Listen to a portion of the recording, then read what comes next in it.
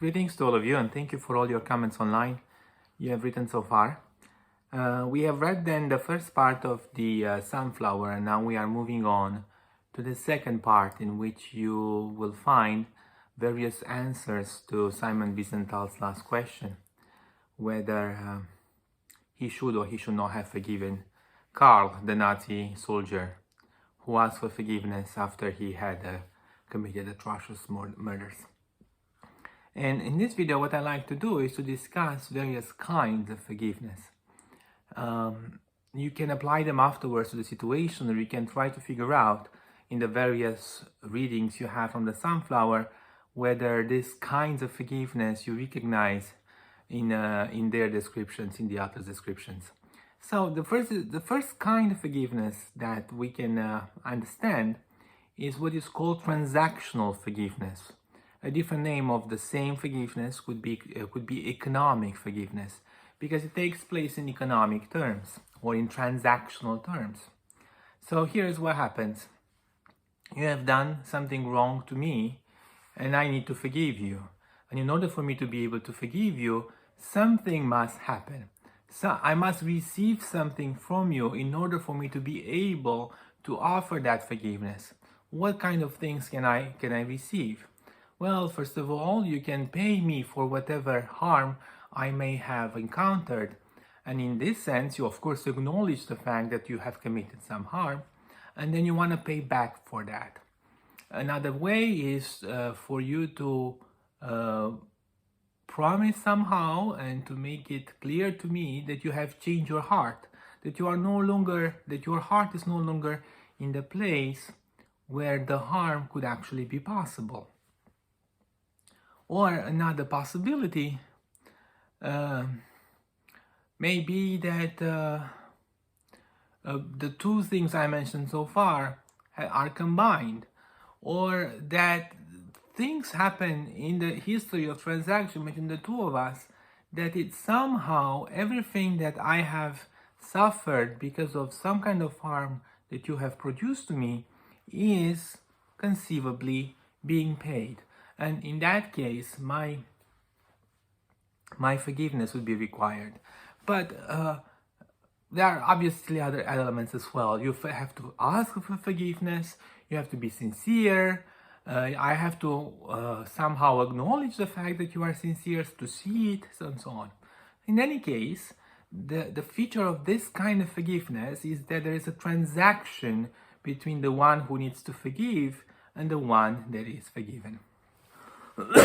Forgive me, it's because of the thing I went through that I mentioned before. Another possible kind of forgiveness is the one that you saw in the video that I sent you in the first week, in the one in which the mother of the murdered child forgives the murder of the child without that guy asking anything.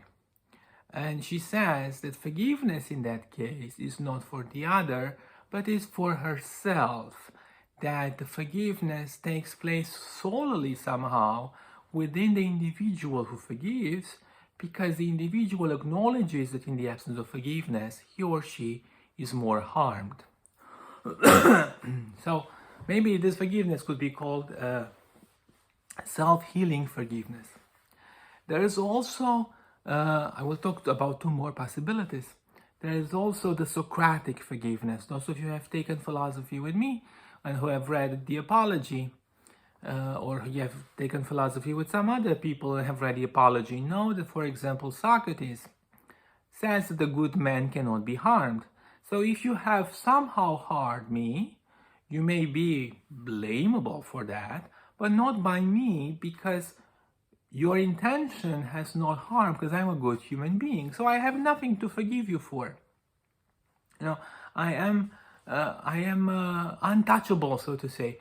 And being untouchable, I cannot, I do not need to forgive. You need to ask for forgiveness because you have done something bad, and you need to somehow pay for whatever you have done, but it's not in my power to forgive you because, in fact, you have not harmed me. I am a good human being, as Socrates would say, and good human beings cannot be harmed. The last kind of forgiveness is the forgiveness of the cross. I'm saying the forgiveness of the cross because it appears especially in Christianity and in the case of Jesus. Jesus famously say, "Forgive them, Father, for they do not know what they do." Jesus is not harmed, he is harmed. So it's not like Socrates, I'm not harmed at all. But at the same time, he offers forgiveness prior for that forgiveness to be asked for by those who have harmed him. And at the same time, even in the case in which the one who's harming him do not even understand the harm that is done. So forgive them, Father, for they do not know what they do. This kind of forgiveness, which we will discuss later as well, appears often, in fact, in communist prisons. But this kind of forgiveness has also to do with the parable of the prodigal son, if you are familiar with it, and we'll discuss this later in the semester. Because the father of the prodigal son forgives the prodigal son prior to the moment in which the prodigal son asks for any kind of forgiveness. And this kind of forgiveness is connected with love. Anyway, there are obviously, so I talked about 4 kinds of forgiveness: transactional forgiveness, self-healing forgiveness, Socratic forgiveness, and the forgiveness of the cross. Forgive me. We can discuss in this framework lots of other questions. One of the most important questions that appears in the sunflower is, how can someone ask somebody else for a harm that the other person did not do to him, but to other people, which is the case with, Carl, because he's asking for forgiveness from Simon, although the harm was not produced to Simon, but to other people. And of course, there are various ways, and some of you actually discussed it online, various ways in which we can understand that. Well, he's asking Simon because Simon should understand the kind of harm, should understand the magnitude of the problem, because he is Jewish as well. Other people say, no, he's looking at Simon only as a Jew, so he's committing already the same kind of sin that he has committed before. He's not considering Simon as a human being, but rather as a member of a certain population, and so on, right? So there are lots of discussions about that in the text that you'll read today, this week.